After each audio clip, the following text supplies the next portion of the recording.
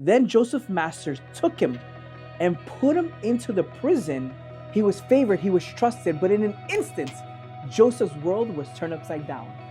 Join us as we read Joseph's journey, how he went from favor to forgotten prison. But through it all, he was living the dream.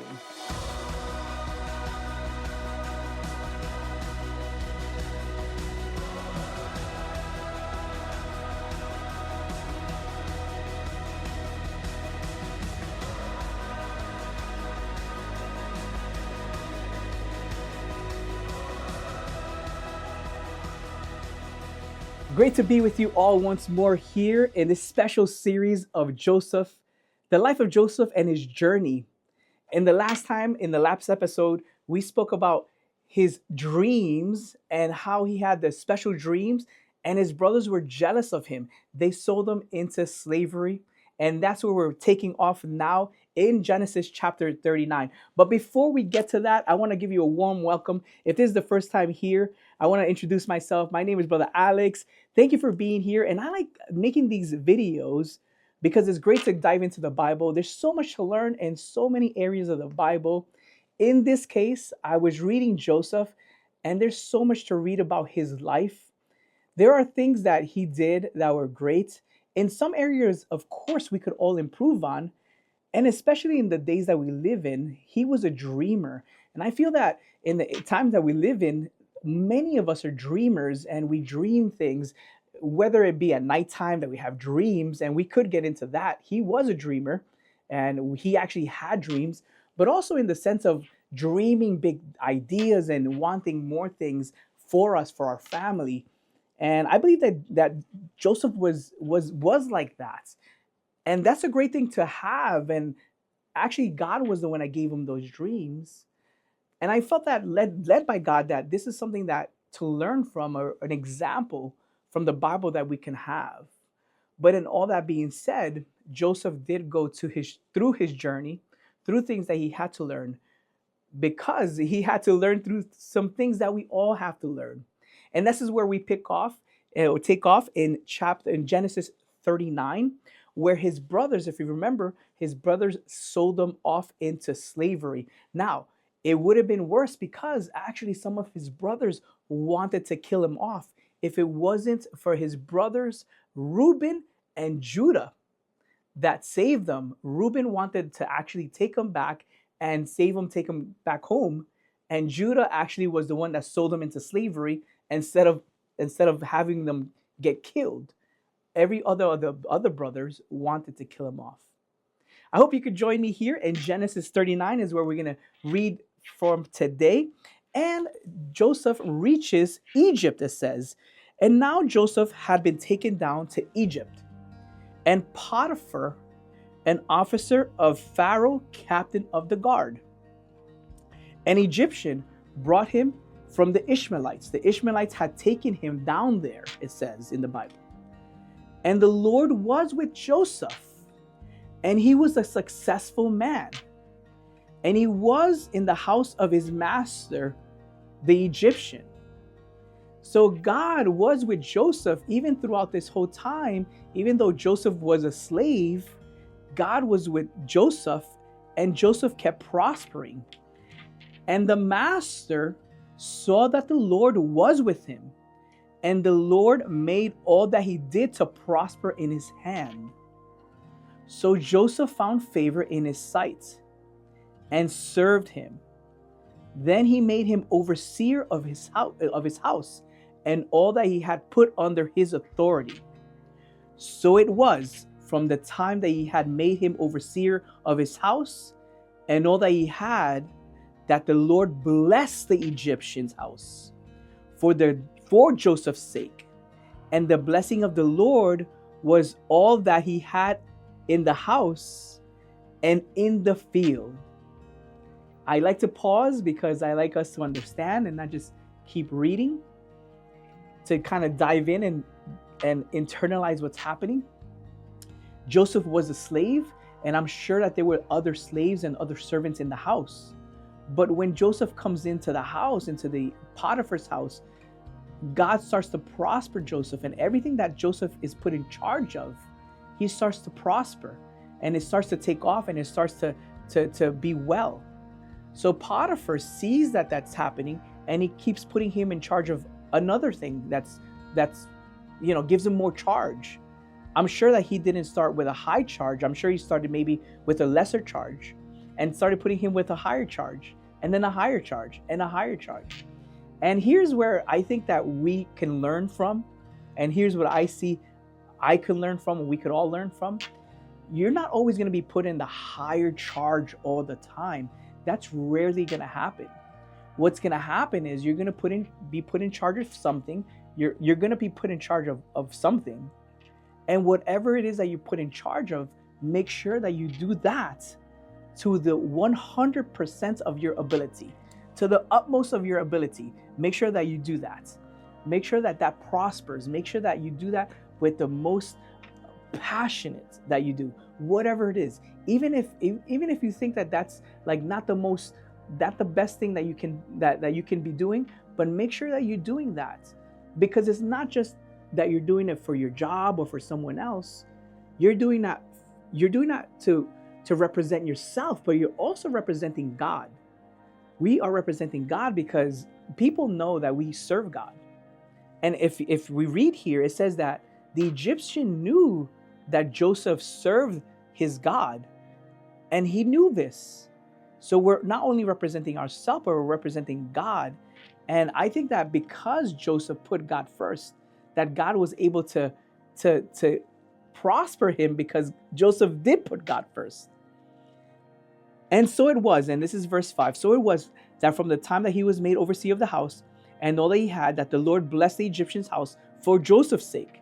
And for the blessing of the Lord was on all that he had in the house and in the field. Thus he left all that he had in Joseph's hand, and he did not know what he had except for the bread which he ate. Now Joseph was as handsome in form and appearance. Let's pause there once more. The Egyptian Potiphar, he was so good with Joseph. He had so much favor with him. He had so much confidence in him that he didn't even know what he had anymore. He just knew that Joseph was going to take care of it. And all he knew was his food, I guess, maybe even his clothes. But even that, it doesn't say that. The Bible doesn't say that he even was in charge of his clothes. It's just his food and everything else Joseph took care of. But it starts to talk about Joseph's appearance. It says that Joseph's appearance was very handsome. And it came to pass that after these things, that his master's wife cast longing eyes on Joseph, and she said to Joseph, "Lie with me." But he refused and said to his master's wife, "Look, my master does not know what with me in this house, but he committed all that he has into my hand. There is no one greater in this house, nor he has kept back anything from you, because the only thing he has kept is you, because you are his wife. How then can I do this great wickedness and sin against God?" Joseph confronts the woman, Potiphar's wife, and says, "Woman, I can't do this. First of all, your husband, he has entrusted me. I am second in command here. He's entrusted me with all the things of this house. How can I betray that trust? And then on top of that, God, I serve God, and I can't betray God's trust. I can't do such wickedness." So it was, as she spoke to Joseph day by day, that he did not heed her, to lie with her, or to be with her. But it happened about this time when Joseph went into the house to do his work, and none of the men of the house was inside. She caught him by his garment, saying, "Lie with me." But he left his garment in her hand, and he fled and ran outside. And so it was, when she saw he had left his garment in her hand and fled outside, she called the men of her house and spoke to them, saying, "See, He has brought in this Hebrew to mock us. He came in to lie with me, and I cried out with a loud voice.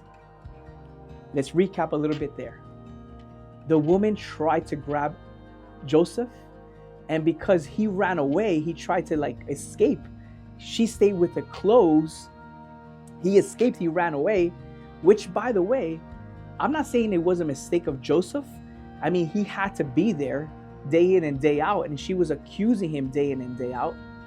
But an issue there, and it says it plainly, it was that all the men had gone out and he was alone with her. I'm not saying it was his fault, but it was a situation that happened, that he was there in an instance, he was there alone with her. Maybe he knew, maybe he didn't know. I'm thinking he probably didn't know. He didn't realize it because he was in and out, in and out. I'm thinking she probably did realize that. She knew that that was going to happen. She probably made that to happen. She created maybe that to happen. I'm reading between the lines here, but it caused this moment to happen where they were alone. He did the right thing of running away, but now it created a situation of there were no witnesses. There were no witnesses in the house. She calls the men, or she calls the other people to come back, and now she accuses Joseph of now he's the aggressor. And she's now saying, he pushed himself onto me. Look at this Hebrew. He's mocking us. He's pushing himself onto us. And when it happened, she says, I cried out, and I'm saying, look at what they're doing to me. And then she spoke to him with words like this, saying, the Hebrew servant, he called her husband and said, this servant that you brought to me, he's mocking me. So it happened, and this is verse 18, as I lifted my voice and cried out, he left his garments with me and fled outside. So it was when his master heard the words which his wife spoke to him, saying, your servant did this to me after this matter, that his anger was aroused. The wife not only told the men first, but then he told the husband. And the husband was furious. He said, how can this Joseph, this Hebrew person that I brought into the house, I gave him all my trust, and he goes and does this to my wife?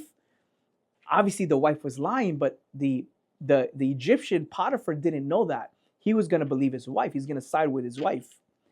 Then Joseph's masters took him and put him into the prison, a place where the king's prisoners were confined. And he was there in the prison. But the Lord was with Joseph and showed him mercy. And he gave him favor in the sight of the keeper of the prison. The chapter is not done yet, but I wanted to pause there one more time. And here's what we were saying from the beginning. From favor to a prison. He came from a slave. He worked his way up to second in command into a house that was a wealthy house, a house of position. Potiphar was a person of name in Egypt.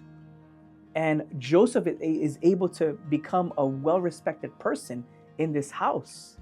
He's able to eat well, dress well, have everything he wanted. Whatever he wanted, I'm sure that he could have had. He had it.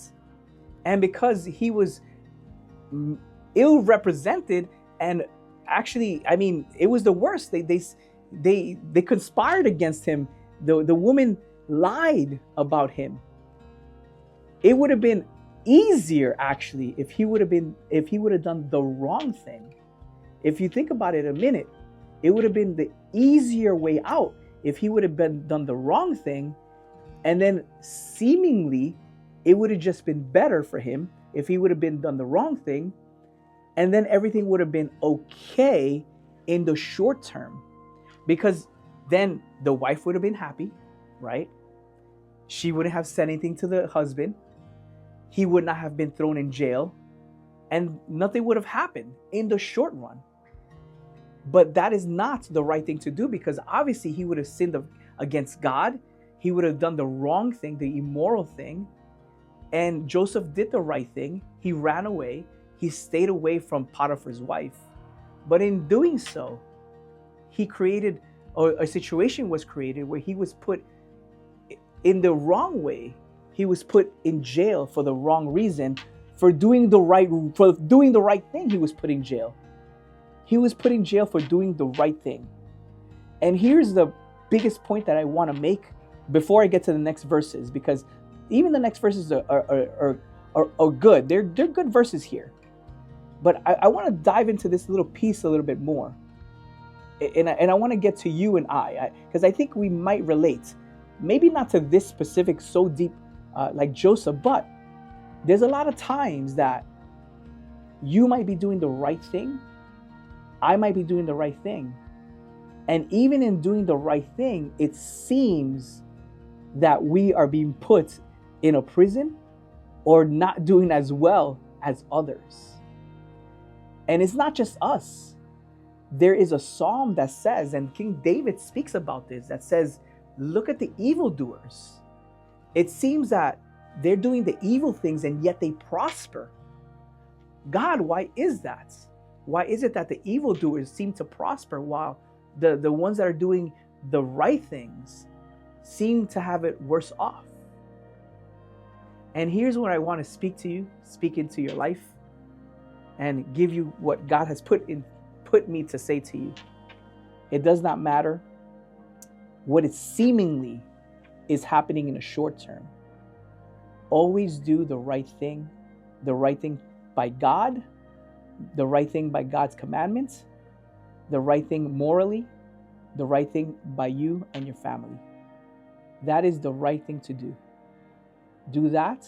It doesn't matter the short term. It might not even matter in this lifetime. I know we're talking about living the dream, that's the title of this whole series.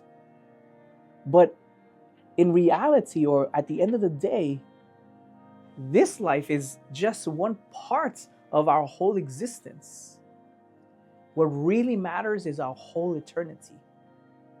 And in this case, if Joseph would have failed, and if he would have given in to Potiphar's wife, I believe that we would not have been reading about him right now. It would have been a different story. We would probably not even been reading about Joseph right now. It was because he was able to resist this person, resist this woman, and do the right thing, suffer and go to prison for doing the right thing. Suffer in that short term, but in the long term, he was able to get victory. Victory. Before I finish the chapter, I want to say one more time to you and to myself, let's always do the right thing by God, do the right thing by his commandments. It doesn't matter about the short term. We might even have to suffer short term. That's actually a possibility. If you see here, Joseph was a great man of God.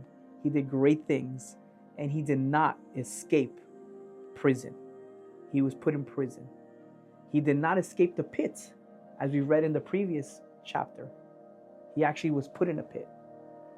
And if we keep reading in the next chapter, I hope you're here for the next episode, it keeps going. It doesn't end very well rapidly. It ends well at the end, but it still doesn't end well. It doesn't finish right there. It keeps going. So let's keep doing the right thing day in and day out. And at the end, we will win victoriously. But in the short term, we are going to suffer. We might have, and actually that's one of the things that God says. It says long suffering. We might have long suffering. And that's one of the things that we have to face in our journey. We might have to face in our journey. Long suffering. Let's continue reading here. There is some good things that come up here in this verse, and I read some already. It says that God still gave mercy, and he gave him favor in the sight of the keeper of the prison. So even in the prison, Joseph had favor. And in verse 22, it says, the keeper of the prison committed to Joseph's hand all of the prisoners who were in the prison.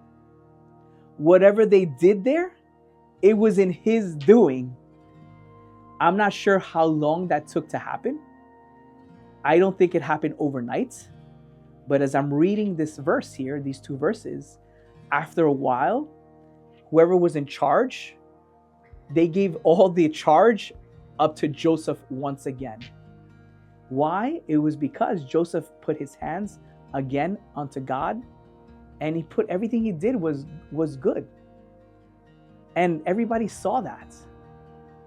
And they wanted him in charge. They put him in charge of things. And in verse 23, it says, the last verse of this chapter says, the keeper of the prison did not look into anything that was under Joseph's authority, because the Lord was with him.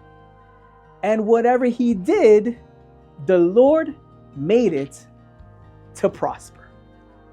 And that is the final word that I want to share with you today, is that if you're feeling like you are in a prison, and many of you might feel like that. Many of you might feel that maybe God has overlooked you. Maybe you're feeling that there's some injustice that has been done to you. Maybe there's some things that you're feeling that there's some long suffering that's happening to you. But in any case, if you do the right thing, God is still saying, this person, you are my child, and has still faith in you, favor for you. He has still put things under your charge. And the prison that you're in, quote unquote, is still a good place. In that little place that he's put you in, it might even be a protection, a place of protection. And as I read that last little place, that last little sentence, it says, and everything was under Joseph's authority. And I'm going to replace that with your name. And everything was under Alex's authority, because the Lord was with them. And I want you to place your name there. And whatever he did, the Lord made it to prosper. That's the word that I want to leave you here with you today. We stay here where Joseph is still in prison. Join us next time as Joseph interprets more dreams.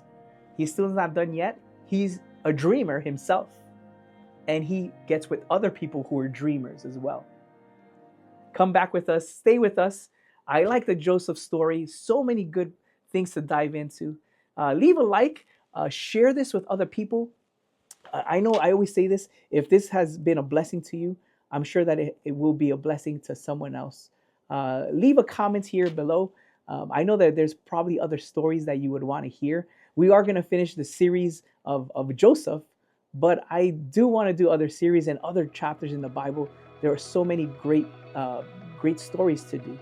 So leave a comment below. So what chapter would you want to hear? What other Bible characters, Bible heroes would you want to hear next? Thank you for being here with us one more time. Blessings, and don't stop praising God, living for your family, living for God, and don't ever stop living the dream.